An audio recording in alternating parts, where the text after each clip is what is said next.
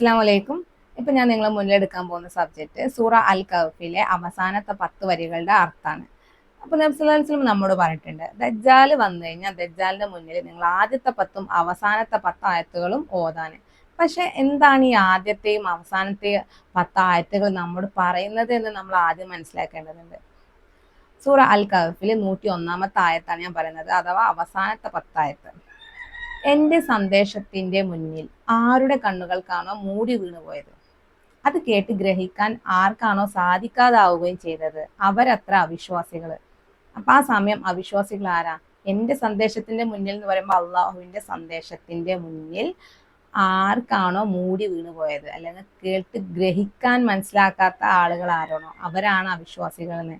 അപ്പൊ അവിടെ അള്ളാഹുവിന്റെ എന്തോ ഒരു ദൃഷ്ടാന്തം അല്ലെങ്കിൽ ഒരു തെളിവ് അവിടെ വരുന്നുണ്ട്. അപ്പൊ അതിനെ ഗ്രഹിക്കാനും മനസ്സിലാക്കാനും കഴിയാത്തവരാരോ അവരാണ് അവിശ്വാസികൾ എന്നാണ് ആദ്യത്തെ വരിയിൽ അവിടെ വരുന്നത്. എനിക്ക് പുറമെ എൻ്റെ ദാസന്മാരെ രക്ഷാകർത്താക്കളായി സ്വീകരിക്കുമെന്ന് അവിശ്വാസികൾ വിചാരിച്ചിരിക്കുവാണോ?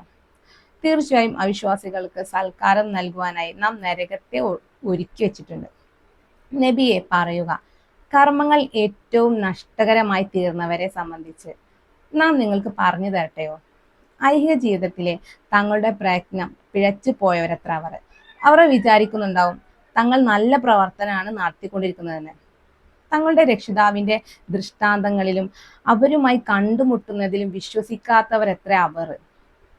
അതിനാൽ അവരുടെ കർമ്മങ്ങൾ നിഷ്ഫലമായി പോയിരിക്കുന്നു. അപ്പൊ ദജ്ജാലിന്റെ മുന്നിലാണ് നമ്മൾ പറയുന്നത്, തന്റെ രക്ഷിതാവിന്റെ ദൃഷ്ടാന്തങ്ങളിൽ അവനുമായി കണ്ടുമുട്ടുന്നതിലും വിശ്വസിക്കാത്തവരത്ര അവർ. അപ്പൊ ദജ്ജാലാണോ അതോ അവിടെ മനുഷ്യന്മാരെ പറ്റിയിട്ടാണോ പറയുന്നത്? ബാക്കിയുള്ള മനുഷ്യന്മാരെ പറ്റിയിട്ടാണ്. അവര് സൃഷ്ടാവിന്റെ ദൃഷ്ടാന്തത്തെ പറ്റി വിശ്വസിച്ചിട്ടില്ല, അല്ലെങ്കിൽ വിശ്വസിക്കാത്തവരെ പറ്റിയിട്ടാണ് അവിടെ പറയുന്നത്. അവരുടെ കർമ്മങ്ങളൊക്കെ നിഷ്ഫലമായി പോയിരിക്കുന്നു എന്ന്. അതിനാൽ നാം അവർക്ക് ഉയർത്തെഴുന്നേൽപ്പിന്റെ നാളിൽ യാതൊരു തൂക്കവും സ്ഥാനവും നിലനിർത്തുകയില്ല. അതത്രേ അവർക്കുള്ള പ്രതിഫലം.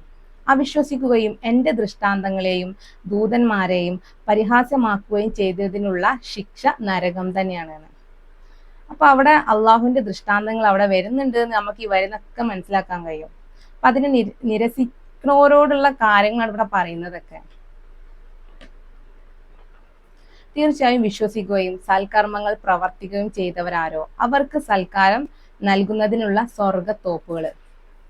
അവരതിൽ നിത്യവാസികളായിരിക്കും. അതിനാൽ അതിൽ നിന്ന് വിട്ടുമാറാൻ അവർ ആഗ്രഹിക്കുകയില്ല. നബിയെ പറയുക, സമുദ്രജലം എൻ്റെ രക്ഷിതാവിന്റെ വചനങ്ങൾ എഴുതാൻ ഉപയോഗിച്ചാലും മഷിയായിരുന്നാൽ എങ്കിൽ എൻ്റെ രക്ഷിതാവിന്റെ വചനങ്ങൾ തീരുന്നതിന് മുമ്പ് തന്നെ സമുദ്രജലം തീർന്നു പോകുക തന്നെ ചെയ്യും. അതിന് മറ്റൊരു സമുദ്രം കൂടി നാം സഹായത്തിന് കൊണ്ടുവന്നാലും ശരി. നബിയെ പറയുക, ഞാൻ നിങ്ങളെപ്പോലുള്ള ഒരു മനുഷ്യൻ മാത്രമാകുന്നു. നിങ്ങളുടെ ദൈവം ഏകദൈവം മാത്രമാണെന്ന് എനിക്ക് ബോധനം നൽകപ്പെടുന്ന, അതിനാൽ വല്ലവനും തന്റെ രക്ഷിതാവുമായി കണ്ടുമുട്ടുമെന്ന് ആഗ്രഹിക്കുന്നുവെങ്കിൽ അവൻ സൽക്കർമ്മം പ്രവർത്തിക്കുകയും തന്റെ രക്ഷിതാവിന്റെ ആരാധനയിൽ യാതൊന്നിനെയും പങ്കു ചേർക്കാതിരിക്കുകയും ചെയ്തു കൊള്ളട്ടെ.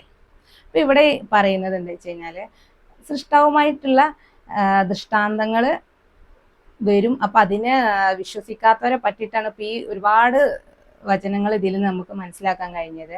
ഇനി മഹദിമാമ് വരുന്ന യഥാർത്ഥത്തിൽ എന്താണ്? യഥാർത്ഥ ഇസ്ലാമിനെ പുനഃസ്ഥാപിക്കാൻ വേണ്ടിയിട്ടാണ്. അപ്പൊ മഹദിമാമിന് പല സത്യങ്ങളും അറിയാൻ കഴിയും. അതുകൊണ്ട് പല സത്യങ്ങളും പുറത്ത് വെളിപ്പെടുത്തുകയും ചെയ്യും. അപ്പോൾ നമ്മൾ നബ്സലാസിനെ പറയുന്നുണ്ട്, മുട്ടുകുത്തി കഴിഞ്ഞിട്ടെങ്കിലും നമ്മൾ മഹദിമാമിനെ ബൈഅത്ത് ചെയ്യണം. അപ്പൊ നമ്മളോട് അങ്ങനെ പറയുന്നത്, അഥവാ നമ്മളത് ബൈഅത്ത് ചെയ്തിട്ടില്ല എന്നുണ്ടെങ്കിൽ നമ്മൾ ഇത്ര കാലം ചെയ്തു പോയതൊക്കെ അവിടെ കഴിഞ്ഞു, പിന്നെ അത് വേസ്റ്റായി. അപ്പൊ അതന്നെയാണ് കുറച്ച് മുന്നേ നമ്മൾ വരിയിൽ പറഞ്ഞത്, നമ്മുടെ കർമ്മം നിഷ്ഫലമായി പോയി എന്ന് പറയുന്നത്. അപ്പൊ ഒരുപാട് കാര്യങ്ങൾ നമ്മൾ മനസ്സിലാക്കേണ്ടതുണ്ട്. കാരണം നമ്മളത് പറഞ്ഞ പല കാര്യങ്ങളിലും ഒരുപക്ഷെ തെറ്റുകൾ സംഭവിച്ചിട്ടുണ്ടാവാം. പക്ഷെ നമ്മൾ ഒരുപാട് കാര്യങ്ങൾ നമ്മൾ മനസ്സിലാക്കേണ്ടതുണ്ട്.